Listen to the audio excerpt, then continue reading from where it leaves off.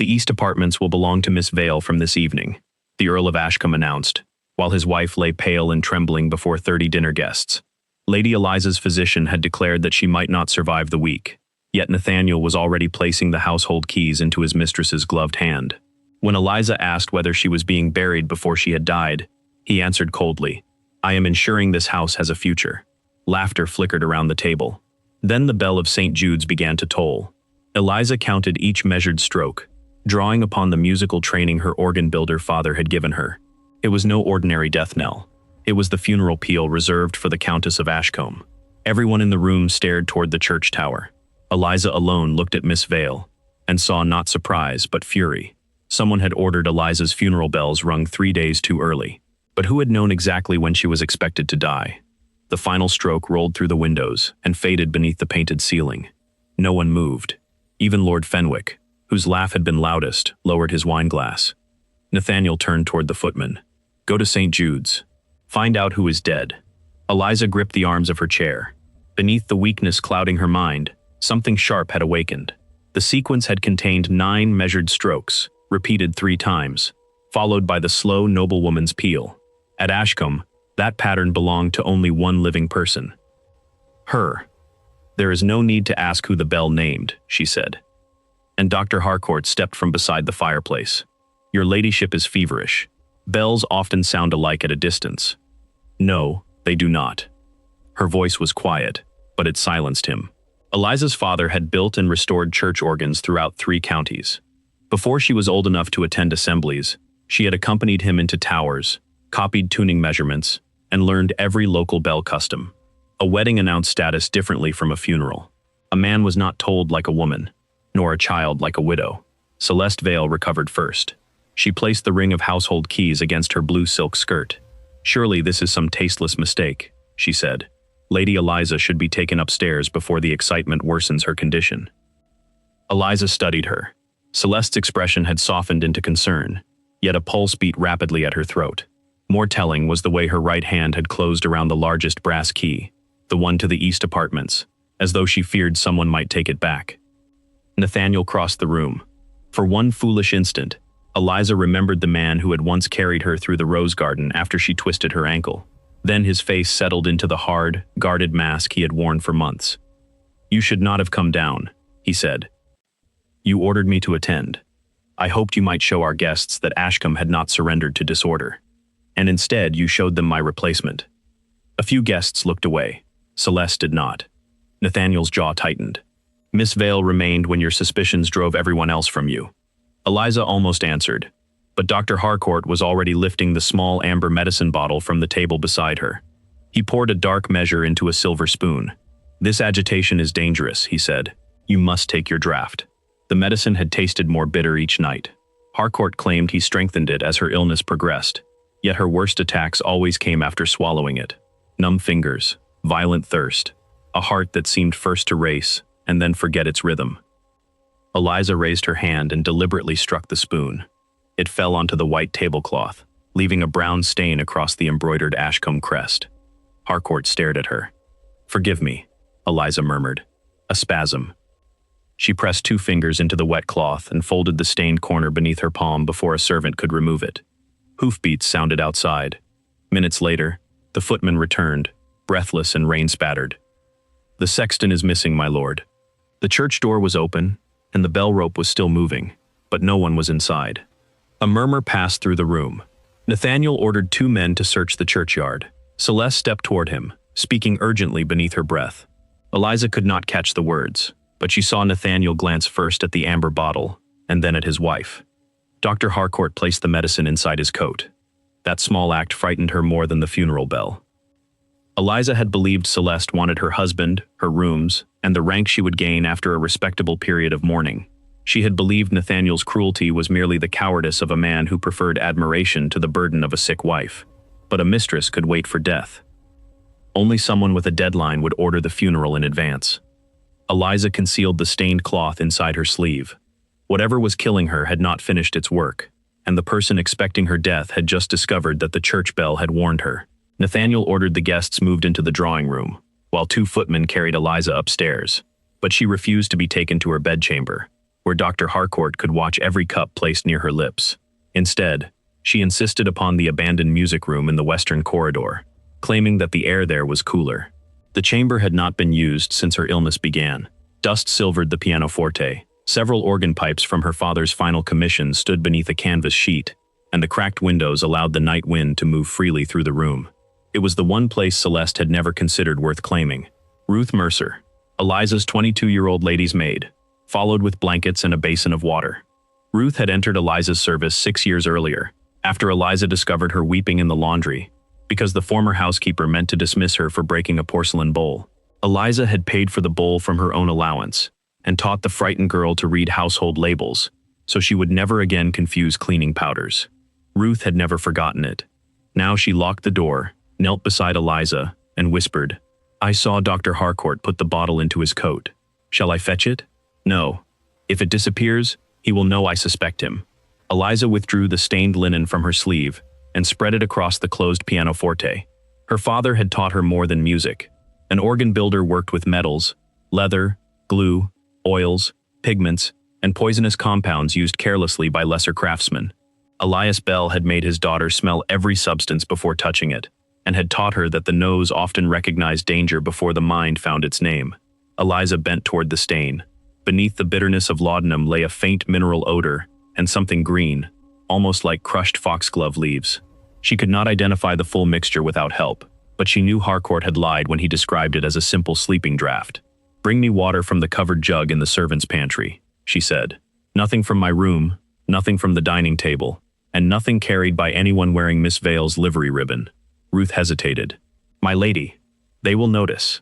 "Then let them notice you bringing water. They must not notice me refusing medicine."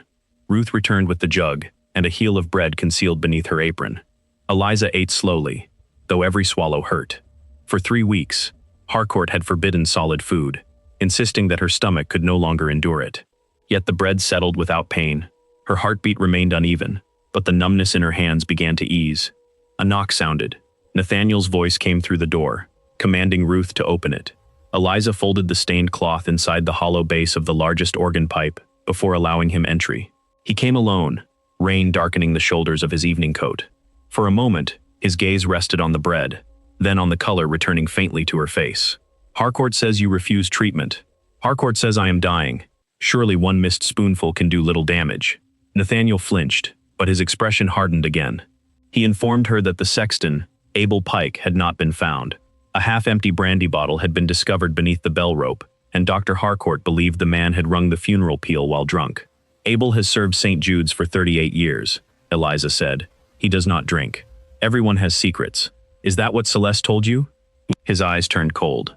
He warned her not to make another accusation without proof, then revealed the true reason for his visit. Harcourt wanted Eliza declared incapable of managing her personal affairs. If she continued refusing treatment, Nathaniel would petition the family trustees to place her dowry and correspondence under his control. The words struck harder than his public humiliation. Her marriage settlement protected £40,000 inherited from her mother, but incapacity would allow Nathaniel to administer its income. Celeste would possess not merely Eliza's rooms and keys, but the fortune sustaining half the estate. Before Eliza could answer, shouting rose in the corridor. 2 servants dragged Ruth's younger brother Samuel, a stable boy of 16, toward the stairs. A length of black bell rope had been found inside his mattress. Celeste followed behind them, demanding that the boy be handed to the magistrate for threatening the Countess's life. Ruth rushed forward, but Eliza caught her wrist. If Ruth defended him wildly, both would be dismissed. Eliza stepped into the corridor, despite the weakness bending her knees. She declared that she had sent Samuel to St. Jude's earlier that week to measure the old bell rope for her father's unfinished repairs. It was only partly true. She had asked him to inspect the fraying rope, not remove any part of it. By claiming responsibility, she gave Nathaniel a reason to release the boy, but also gave Harcourt evidence that her judgment had become reckless. Nathaniel ordered Samuel confined to the servants' hall pending inquiry, and told Eliza that her statement would be included in the trustees' petition. When everyone had gone, Samuel slipped a small object into Ruth's hand before the door closed.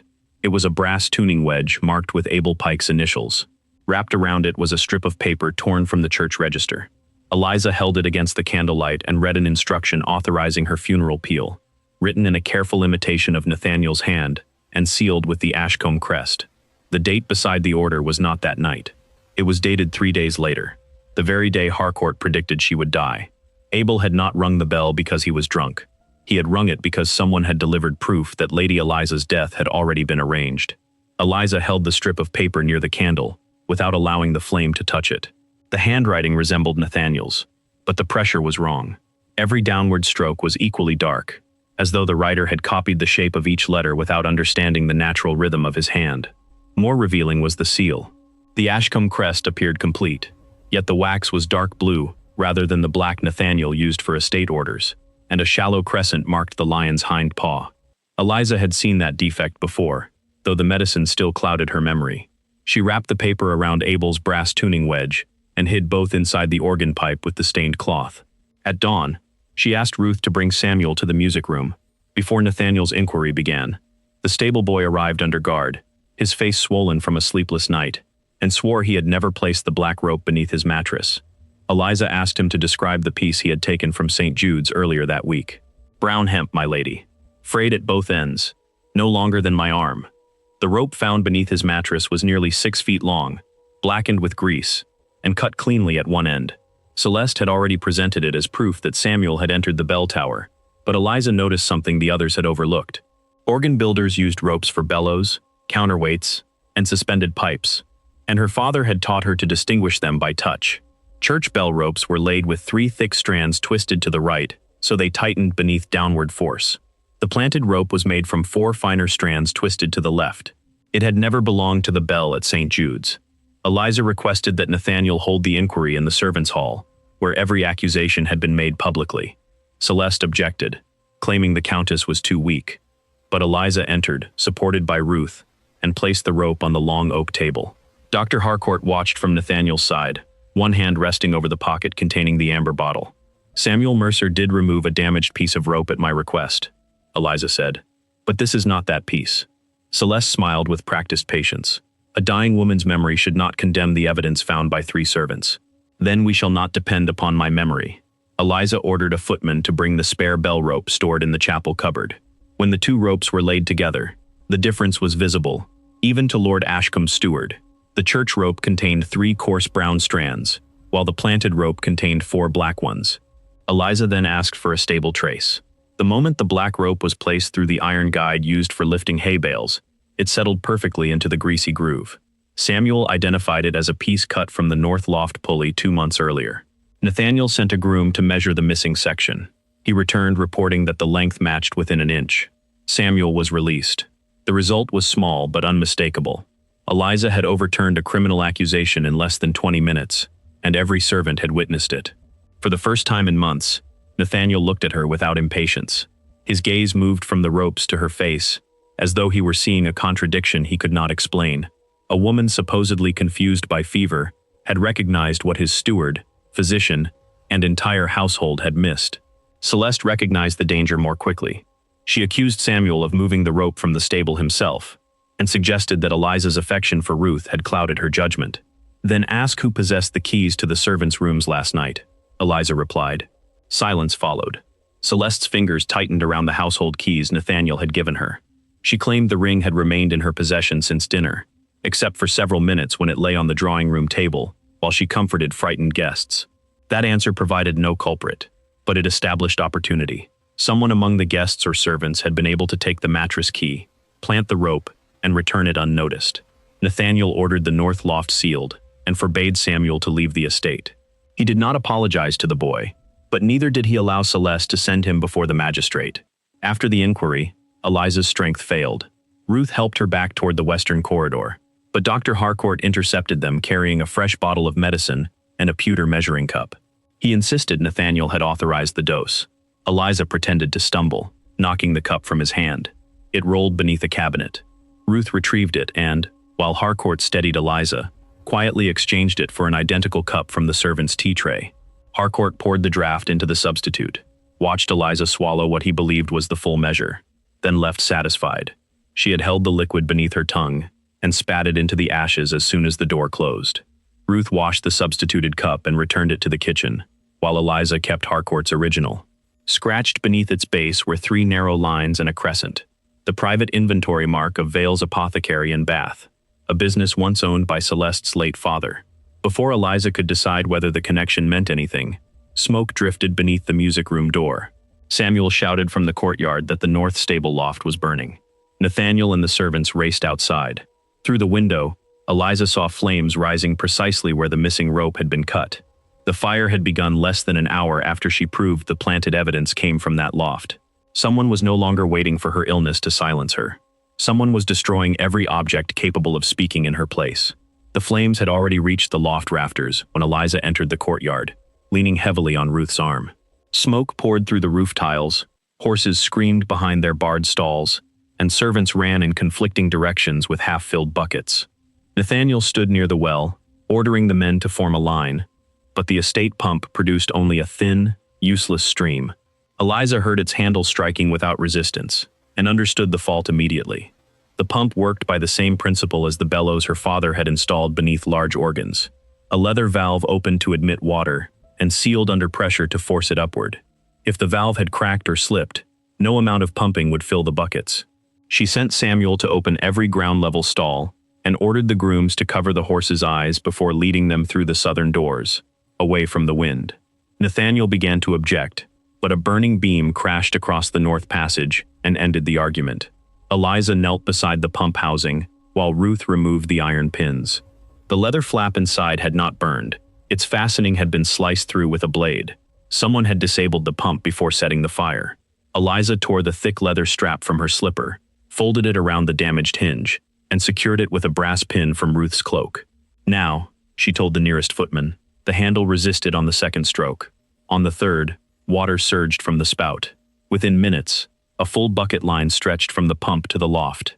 Eliza then ordered Samuel to cut the hoisting rope above the hay platform.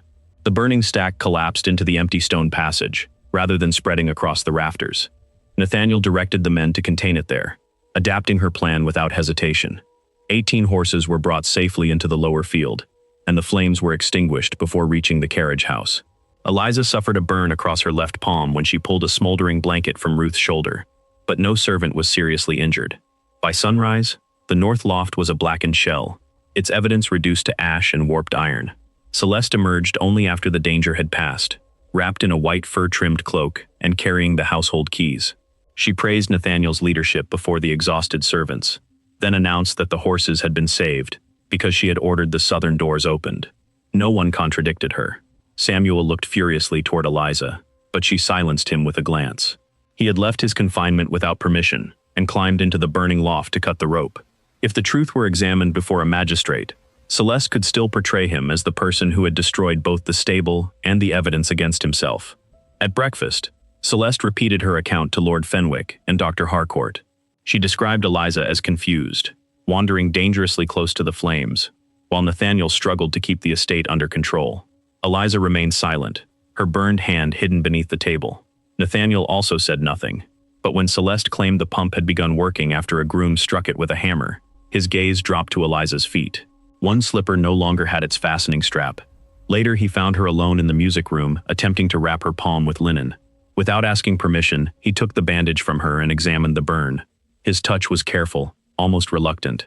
"The pump valve was cut," he said. "It was not a question." "Yes, and the leather wrapped around it came from your slipper. The stable possessed no spare valve. You knew how to repair it. I knew how to make it function long enough." Nathaniel tied the bandage and looked toward the organ pipes. Eliza told him how her father had required her to assemble bellows, calculate pipe lengths, and diagnose mechanical faults before he allowed her to tune a single note. She expected mockery. Instead, Nathaniel asked why she had never told him. "I did," she answered. "During our first winter here, when the chapel organ failed. You said such work was unsuitable for an earl's wife, and sent for a man from London." Nathaniel's hands became still. The London craftsman had charged £40 and taken 3 weeks to repair a loosened valve Eliza could have fixed before Sunday service. "I had forgotten," he said. "I had not." Their eyes met. For the first time, his attention contained neither pity nor irritation, but shame complicated by reluctant admiration. Yet when he asked why she had allowed Celeste to claim credit, Eliza protected Samuel by saying only that public praise mattered less than the safety of the horses.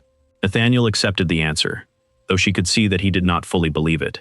He left after promising to postpone the petition for control of her fortune until an independent physician examined her. That promise reached Celeste within the hour. By noon, Eliza discovered the music room cabinet forced open. The stained cloth, the brass tuning wedge, the forged funeral order, and Harcourt's marked measuring cup remained safely hidden inside the hollow organ pipe. But someone had searched every drawer and slashed the upholstery of the window seat. Ruth then entered carrying a sealed notice.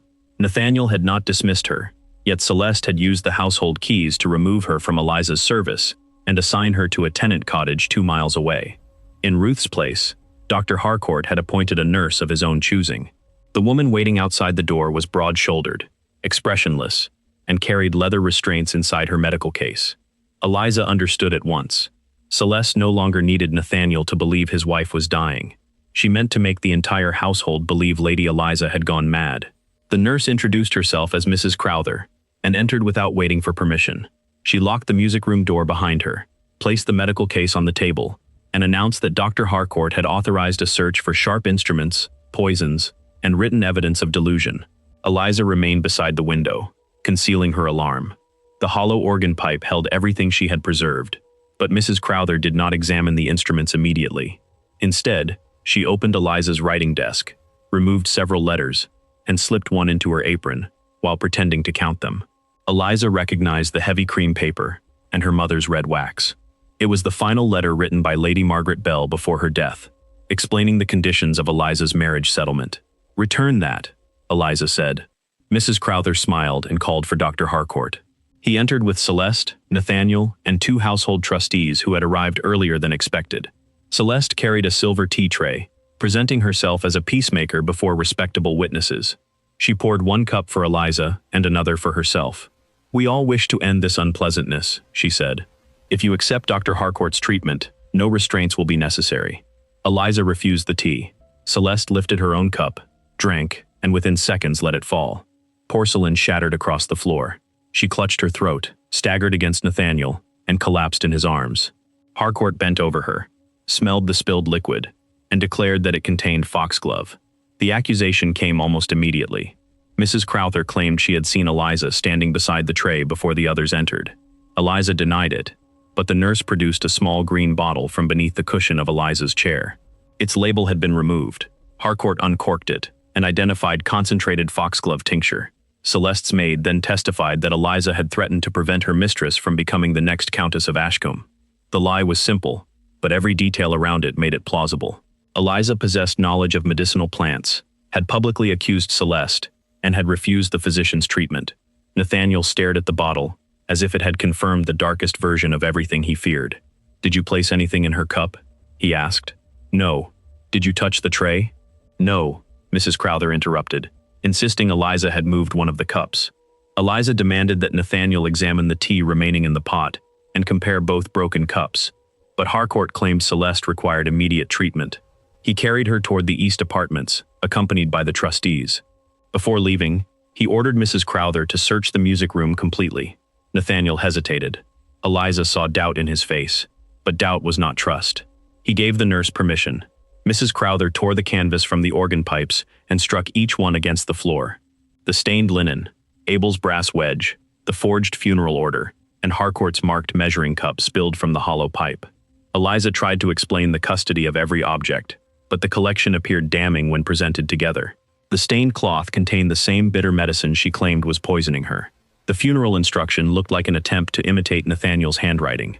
The measuring cup connected her room to Vale's former apothecary, while the tuning wedge linked her to the missing sexton. Harcourt returned long enough to declare that Eliza had manufactured an elaborate persecution fantasy and might have frightened Abel Pike into hiding. Nathaniel did not permit the magistrate to arrest her, but neither did he defend her innocence. He ordered her confined to the music room under constant supervision, until Celeste recovered and the independent physician arrived.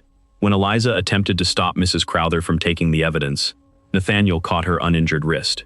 "If these objects prove what you say, they will be examined." "By whom?" "Harcourt." "By the trustees. The same men who will gain authority over my fortune if they declare me incapable?" His grip loosened, but he still allowed Mrs. Crowther to fasten a leather restraint around Eliza's burned hand and secure it to the chair. The public humiliation in the dining room had wounded her. This broke something deeper.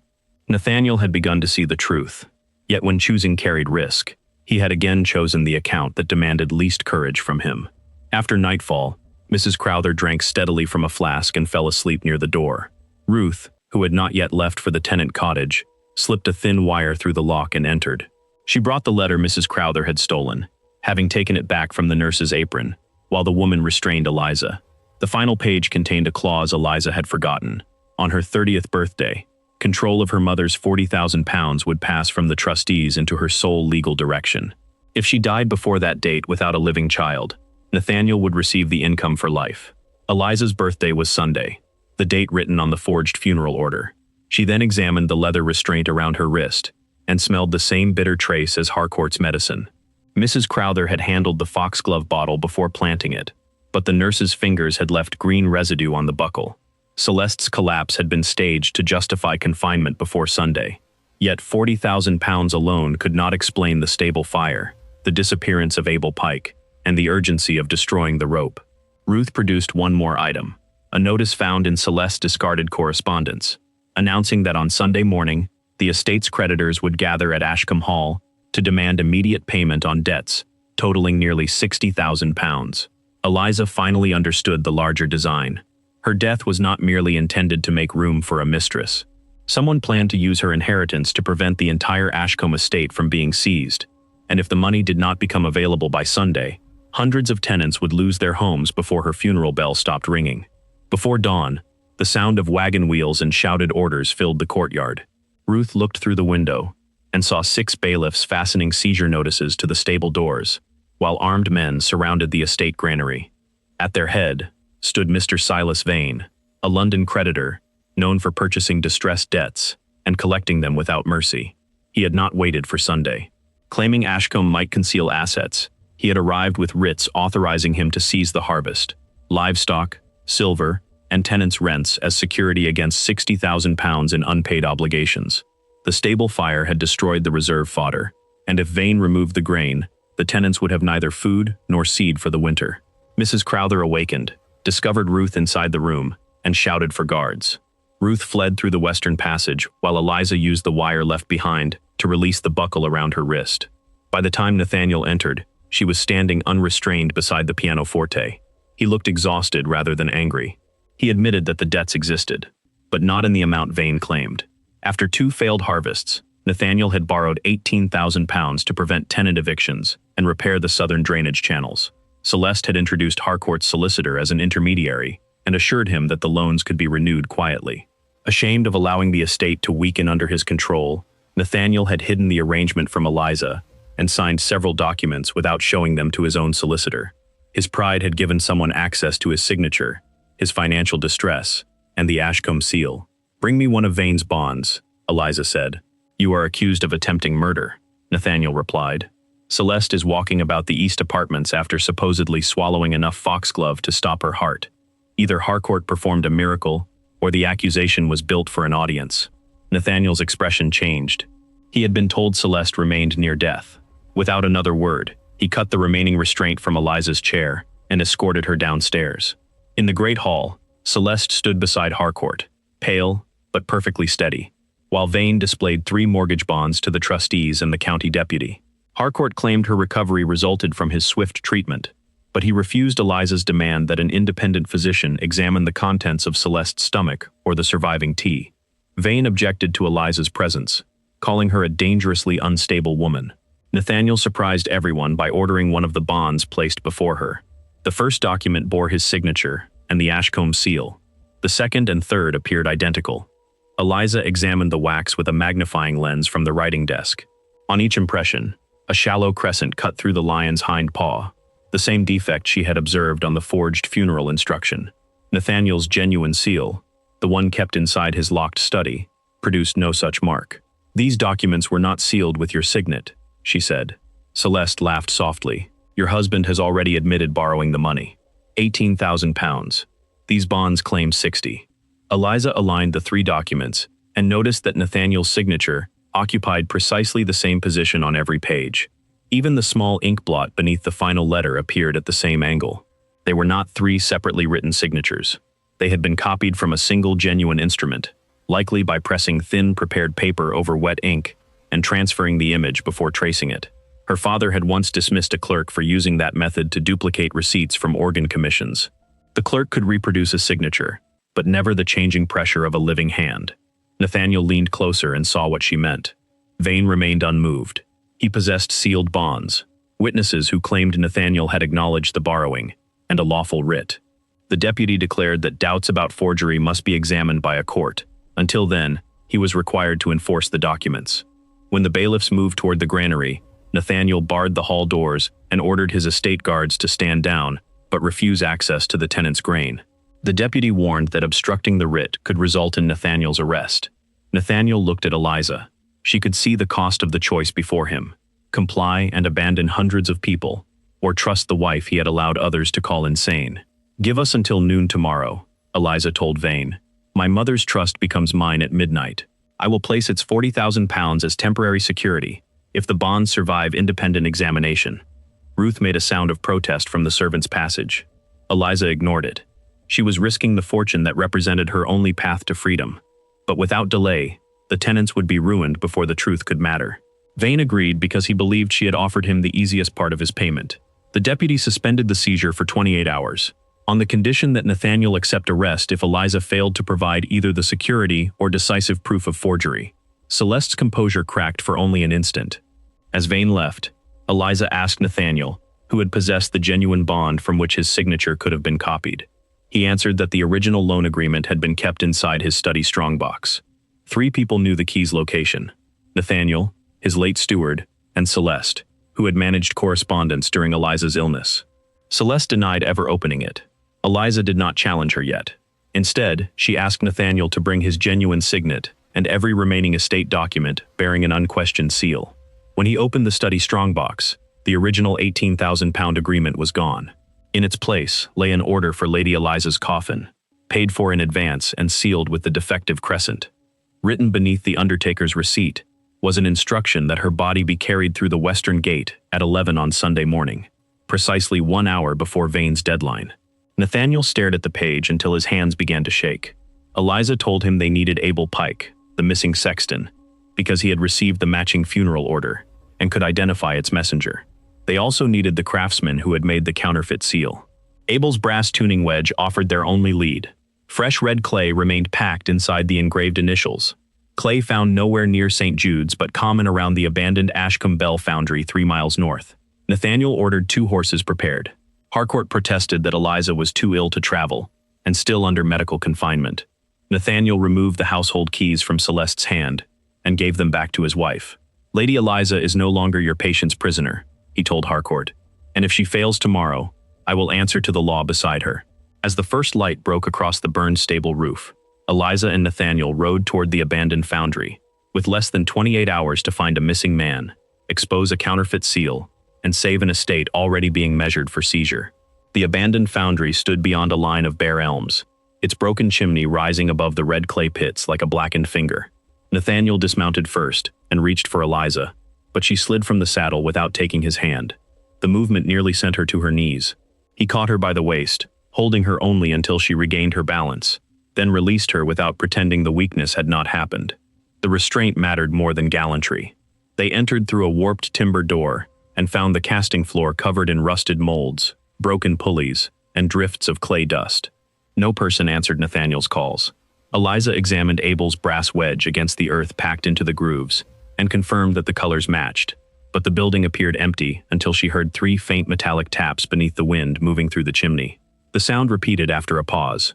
3 strokes, then 2, then 1. Nathaniel heard only irregular noise. Eliza recognized a bell founder's testing count, the sequence craftsmen used to identify flaws while working in darkness inside large castings. She followed the resonance across the floor, striking support posts with the wedge until one produced a hollow answer. Beneath a pile of rotting sacks, they uncovered an iron ring set into a trapdoor.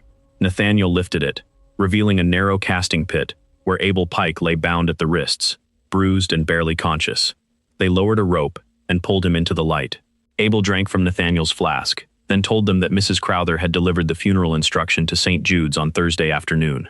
She wore a dark veil, but Abel recognized her voice and the crescent-shaped scar beside her thumb. The order commanded him to ring Lady Eliza's funeral peal at 11 on Sunday, after her coffin passed through the western gate. He became suspicious because no undertaker had informed him of a death, and because the blue wax bore a defective crest.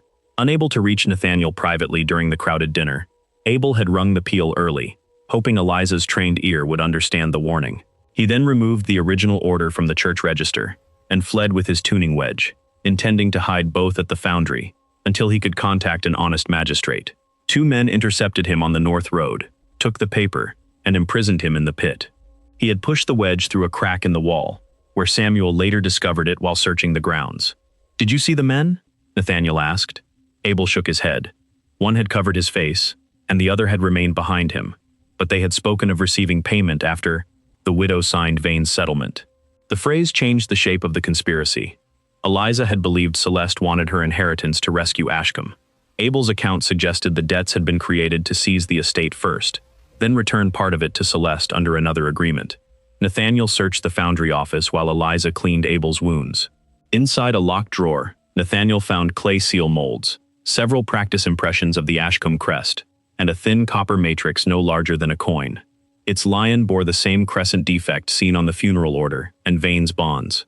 Beneath it lay a commission book belonging to Gideon Marsh, the engraver who had rented the foundry before disappearing 2 months earlier. Most entries named ordinary church repairs, but one unsigned line recorded payment for 3 duplicate impressions, 1 noble house, delivered through Vale. The next page had been torn out. Abel then produced the strongest item of all. Before his captors searched him, he had hidden the envelope from Mrs. Crowther's order inside the lining of his boot. The paper carried the watermark of Vale's apothecary, and its blue wax retained a partial impression from a small personal seal, the letter C surrounded by thorn branches. Nathaniel knew it immediately. He had given that seal to Celeste on her birthday the previous year. For several moments he could not speak. Then he admitted that his relationship with Celeste had begun after Eliza's second miscarriage. He had interpreted Eliza's silence as contempt, and told himself that Celeste's admiration was proof he had not failed as a husband or Earl. "I chose the person who asked nothing difficult of me," he said, "and punished you for asking me to face what I had done." Eliza tied the bandage around Abel's wrist more tightly than necessary. "You did not merely seek comfort. You gave her my place while I was still alive. You let her speak for me, control my servants, and call my fear madness." Nathaniel did not defend himself. He said that understanding how Celeste had used his vanity did not lessen his responsibility for giving her the power to do it. If they survived the following day, he would correct every public accusation, restore Eliza's household authority, and accept whatever separation she chose. It was not a declaration of love, and Eliza was grateful he did not insult her with one. Yet when she rose and dizziness overtook her, she allowed him to support her to the office table. Together they compared the copper matrix with impressions on the bonds Nathaniel had brought inside his coat. The crescent aligned perfectly. They now possessed a counterfeit seal, the engraver's commission book, Abel's testimony, and an envelope linking Mrs. Crowther's delivery to Celeste's personal crest. Fragile proof, but enough to force an inquiry, if they could place it before the deputy without alteration or loss. Nathaniel wrapped the matrix and envelope in oilcloth, sealed them inside a small iron mold box, and marked the knot with his genuine signet. Abel and Eliza watched, establishing custody. A floorboard creaked in the corridor. Nathaniel opened the office door, but no one stood outside. Fresh boot prints crossed the clay dust toward the entrance. A narrow strip of white fur, identical to the trim on Celeste's cloak, hung from a broken nail. They hurried to the main door and found it chained from the outside. Their horses were gone. Then smoke began seeping through the gaps in the roof, and Eliza heard a carriage racing south toward Ashcombe Hall. Celeste had discovered not only where they had gone, but exactly what they had found. Flames spread across the foundry roof faster than ordinary timber could burn. Someone had poured lamp oil along the rafters and beneath the office wall, creating a circle of fire around the 3 people inside. Nathaniel wrapped his coat around Eliza's shoulders and tried to break the chained entrance with an iron bar, but each blow sent burning debris raining down. Abel pointed toward the casting pit, explaining that an old drainage passage ran beneath the northern clay trench. He descended first, weakened by his injuries, while Eliza carried the commission book inside her dress, and Nathaniel kept the sealed mold box beneath one arm. They had almost reached the trapdoor when part of the office ceiling collapsed. A beam struck Nathaniel across the back and pinned him to the floor. The mold box flew from his hand and landed beneath a burning cabinet. Eliza could reach the evidence or free her husband, but not both before the roof fell. She drove Abel's brass wedge beneath the beam, used an iron rod as a lever, and lifted enough weight for Nathaniel to drag himself clear. The movement tore open the burn on her palm, but she did not release the rod until he reached the pit. A second collapse buried the office, the mold box, Celeste's envelope, and the copper matrix beneath flaming timber. Eliza carried the commission book through the drainage passage, but muddy water soaked its pages, dissolving much of the ink. When they emerged into the clay trench, Nathaniel attempted to return for the box. Eliza stopped him. "I did not leave the proof to save you so that you could die retrieving it." He stared at her with an emotion she refused to name, then helped Abel toward the south road. They reached Ashcombe Hall shortly before sunset in a farmer's cart, only to find Vane's bailiffs waiting beside the gates. Celeste had told the deputy that Nathaniel abducted Abel, set fire to the foundry, and destroyed materials used to fabricate evidence against her. Mrs. Crowther displayed bruises she claimed Abel had inflicted while escaping confinement. Harcourt examined the sexton before Eliza could intervene, and declared him feverish, disoriented, and incapable of giving reliable testimony. Abel attempted to identify Mrs. Crowther as the woman who delivered the funeral order, but the deputy dismissed the statement as the accusation of an injured old man influenced by Lady Eliza. The ruined commission book offered little help. Only the words duplicate impressions remained legible. The name Vale had vanished in the water. Vane then produced a new document bearing Nathaniel's genuine seal. It authorized Celeste to negotiate the original loan renewals on Ashcombe's behalf. Nathaniel admitted signing it months earlier, believing it permitted her only to exchange correspondence. Its broad language allowed Vane to argue that every later bond had been issued with lawful authority, even if a duplicate seal had been used. Celeste offered Nathaniel one final bargain before the trustees, servants, deputy, and gathered tenants, if he declared Eliza mentally incapable, assigned control of her trust to the trustees, and accepted Vane's settlement. The creditor would release the granary and allow Nathaniel to remain at Ashcombe as its nominal master. Eliza understood the cruelty of the choice. Nathaniel could preserve his home, title, tenants, and reputation by sacrificing a wife already accused of poisoning his mistress. Months earlier, he would have called it necessity. This time, he removed his genuine signet and placed it in Eliza's uninjured hand. He publicly revoked every authority he had given Celeste, dismissed Harcourt and Mrs. Crowther from Ashcombe service, and stated that Eliza's confinement had resulted from his cowardice, not her madness. He admitted the affair, the household humiliation, and his failure to investigate her illness. Then he refused Vane's settlement. The deputy arrested him for obstructing the seizure writ and ordered him held in the estate gatehouse until noon the following day, when he would be taken before the county magistrate. Celeste appeared to have won. The trustees still refused to recognize Eliza's competence without an independent physician. Vane resumed preparations to seize the granary, and Nathaniel's public confession gave society enough scandal to destroy both their names. Harcourt departed with Mrs. Crowther before they could be detained. Abel was placed under guard as a suspected accomplice in the foundry fire. Eliza returned to the music room with Ruth while servants began covering furniture for removal. Her strength failed as soon as the door closed. She collapsed beside the organ pipes, her pulse fluttering dangerously from exertion, and the poison still lingering in her body. Ruth begged to summon another physician, but Eliza's attention had fixed upon the brass tuning wedge still clenched in her hand. Its crescent-shaped edge had supported the beam at the foundry, and now bore a fresh impression in blackened resin from the floor. The mark resembled the defect on the counterfeit seal. Suddenly, Eliza understood that they did not need to recover the copper matrix. A seal used repeatedly left more than an image in wax. It accumulated scratches, residue, and minute distortions that could be compared with every surviving bond. More important was Celeste's own contradiction. She claimed she had never opened Nathaniel's strongbox, yet she had told the deputy that the coffin order found inside it was a forgery manufactured by Eliza. Nathaniel had not revealed where the order was discovered. Only the person who planted it could know it had been inside the strongbox. Eliza could accuse her, but Celeste would simply deny using those words. She needed Celeste to repeat the impossible knowledge before witnesses and commit herself to a precise version of the lie. At midnight, Eliza's trust would pass into her control. Celeste and Vane expected her to appear at noon with the money. Instead, Eliza instructed Ruth to spread word that the lingering foxglove had finally stopped her heart. The coffin already purchased in her name would be brought through the western gate at 11, exactly as the conspirators had ordered. Abel would ring the funeral peal they expected. Everyone connected to the debts would gather at St. Jude's, believing Nathaniel imprisoned, Eliza dead, and her inheritance within their reach. Ruth stared at her in horror. Eliza closed her fingers around Nathaniel's signet and said, "If Celeste has already written the ending of my life, Then tomorrow we shall let her perform it before the entire county." Ruth spread the news before sunrise. Lady Eliza had died shortly after midnight, her weakened heart finally overcome by the poison in her blood. Celeste immediately ordered the undertaker to carry out the arrangements already paid for, confirming the western gate, the 11 o'clock procession, and the funeral peal, without asking who had supplied those precise instructions. That was the first commitment Eliza needed. Hidden behind the music room wall, she spent the remaining hours preparing the second. Because her 30th birthday had passed at midnight, her mother's trust now answered only to her written direction. Using Nathaniel's genuine signet as proof of household authority, but signing in her own hand, she sent Samuel to the county bank, with an instruction freezing every payment until she appeared personally.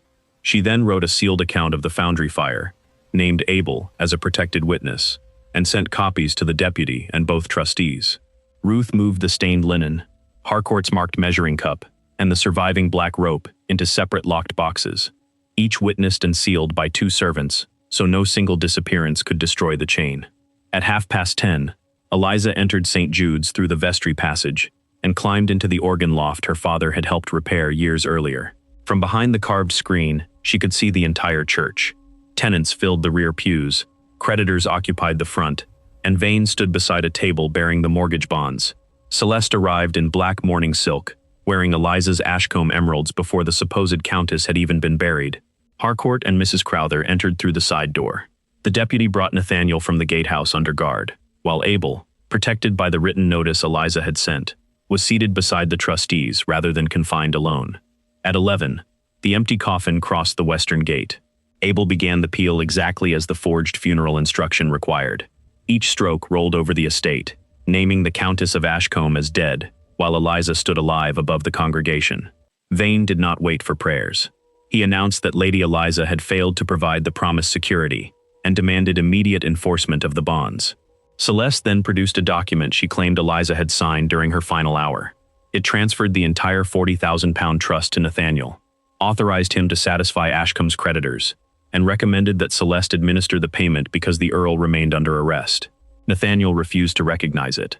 Celeste replied that grief had made him irrational and told the trustees that Eliza's last wish must outweigh his pride. The trustees examined the document. It bore what appeared to be Eliza's signature and the Ashcombe seal. Vane attacked before anyone could question him. He described Eliza as jealous, unstable, and violent, reminded the church that foxglove had been discovered in her chair, and accused her of inventing counterfeit seals to ruin the woman Nathaniel truly loved. Harcourt supported him, claiming Eliza's illness had been genuine, and that Celeste survived the poison tea only because he administered an antidote within minutes. Mrs. Crowther swore that Eliza had confessed to placing the bottle beneath her own cushion. Their confidence strengthened as the coffin rested before the altar. Then Eliza stepped from behind the organ screen. The bell stopped in the middle of her funeral peal. Celeste's face emptied of color. Harcourt backed toward the side door, but the deputy ordered it closed. Eliza descended slowly, one bandaged hand on the rail, and walked past her own coffin. "You have rung the bell for the wrong funeral," she said. No one in the church moved. Eliza began with the timeline. Harcourt had predicted her death for Sunday, before the forged funeral order was discovered. Celeste had arranged the coffin, the western gate, and the 11 o'clock peal before any legitimate death occurred. The supposed final transfer bore a time of 1 in the morning, yet Ruth had publicly announced Eliza's death shortly after midnight, and Celeste had accepted that announcement without requesting an examination. Either Celeste believed Eliza dead, in which case she knowingly presented a document signed after death, or she knew Eliza lived and had participated in the false funeral. Celeste claimed Ruth had confused the hour. Ruth produced the hall clock record kept by the night porter, confirming when the death announcement was delivered. Eliza then addressed access. Celeste had possessed the household keys when the rope was planted beneath Samuel's mattress, had managed Nathaniel's correspondence when his genuine loan agreement disappeared, and had known the contents of the strongbox she claimed never to have opened. When Eliza asked how she knew the coffin order had been found there, Celeste answered too quickly. "Because Nathaniel told me after returning from the study." Nathaniel stated before the deputy that he had spoken of the order only to Eliza. Celeste changed her account, claiming Harcourt had informed her. Harcourt denied ever seeing the strongbox, unwilling to accept responsibility for that part of the scheme.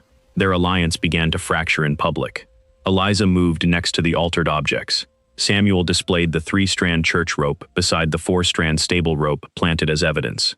The estate groom confirmed the ladder matched the missing loft section. Nathaniel testified that the stable pump valve had been deliberately cut before the fire. Abel identified Mrs. Crowther by her scar and voice as the messenger who delivered the premature funeral instruction. Mrs. Crowther accused the sexton of lying, but Eliza asked why a nurse supposedly hired only after the bell rang knew the exact route written in an order Abel had hidden before her arrival. Mrs. Crowther looked toward Celeste for help. Celeste gave none. Finally, Eliza turned to motive. The genuine debt had been £18,000. Vane's bonds inflated it to $60,000, enough to consume the Ashcombe estate and Eliza's inheritance together. The surviving Foundry page recorded payment for duplicate impressions delivered through Vale. Vane claimed the word referred to a valley district, not Celeste's family. Eliza allowed him to repeat that answer before the deputy wrote it down. She then placed Harcourt's pewter measuring cup, the forged transfer, the 3 mortgage bonds, Nathaniel's genuine signet, and Abel's blackened brass wedge on the altar table. The wedge carried resin from the foundry floor. The counterfeit documents carried blue wax from Vale's former apothecary, and every false Ashcombe seal displayed the same crescent wound beneath the lion's paw. Yet Celeste insisted all the documents were genuine, and that Eliza had created the defective impressions herself. Eliza asked the trustees to bring forward the stained linen and the original medicine bottle Mrs. Crowther had seized from the organ pipe. Once they were placed beside the bonds, Eliza removed a small paper packet from inside her sleeve.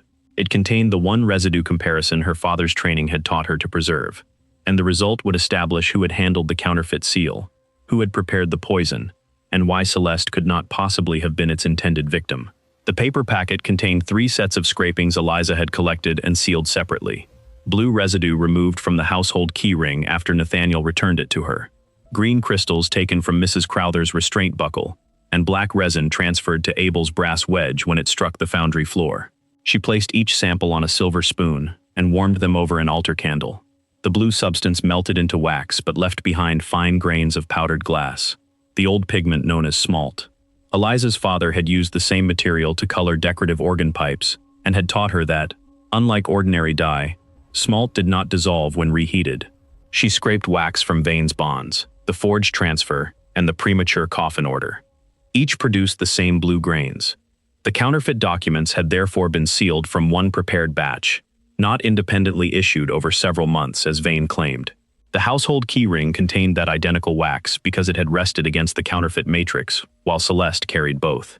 Celeste accused Eliza of planting the residue, but Eliza reminded the church that the keys had remained in Celeste's possession from the dinner until Nathaniel took them back. The crescent defect provided the second authentication. When the bonds were pressed carefully against softened wax, every lion's hind paw aligned with the crescent-shaped ridge now impressed in the resin on Abel's wedge. That ridge had come from the clay floor, where the counterfeit matrix was cast. Nathaniel's genuine signet left no crescent at all. The bonds were not merely questionable. They had all been created with the same false seal commissioned through Vale. Eliza then warmed the green crystals from Mrs. Crowther's buckle. They released the bitter, grassy odor of concentrated foxglove. The stained linen from Eliza's medicine produced the same odor, as did residue inside Harcourt's cup. Tiny crushed leaf fibers remained visible in all 3. Harcourt had measured the poison in a vessel marked as property of Vale's apothecary. Crowther had transferred it from her fingers to the restraint when she planted the bottle beneath Eliza's chair. The poison in Celeste's tea, however, had never been swallowed. Ruth produced the unbroken cup she had removed from the tray after Celeste's collapse. Its inner surface held no green residue. Celeste had drunk harmless tea, dropped the cup, and allowed Harcourt to identify foxglove from liquid poured afterward across the floor. Faced with arrest for attempted murder, Mrs. Crowther abandoned Celeste. She admitted delivering the funeral order, planting the stable rope, disabling the pump, and placing the foxglove bottle beneath Eliza's cushion. Harcourt had paid her, but every instruction had arrived in envelopes bearing Celeste's thorn and sea seal. Harcourt immediately claimed Celeste had designed the entire scheme. Their accusations completed the chain Eliza had already established. Nathaniel's genuine £18,000 loan gave Celeste access to his signature and financial authority. She hired Gideon Marsh to create a duplicate Ashcombe seal, then allowed Vane to manufacture bonds worth £60,000. Harcourt slowly weakened Eliza with foxglove and laudanum, while declaring her illness fatal. They could not kill her too early. Before her 30th birthday, her trust would yield Nathaniel only limited income.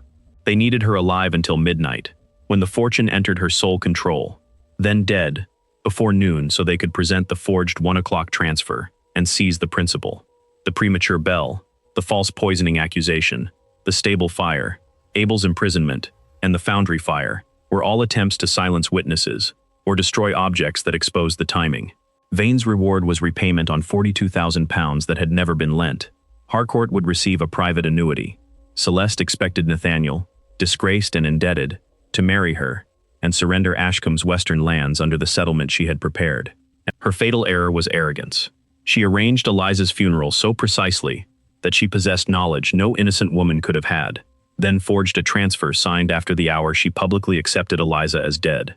The deputy ordered Celeste, Harcourt, Mrs. Crowther, and Vane taken into custody on charges of forgery, conspiracy, arson, unlawful imprisonment, and attempted murder. Warrants were issued for the hired men and Gideon Marsh.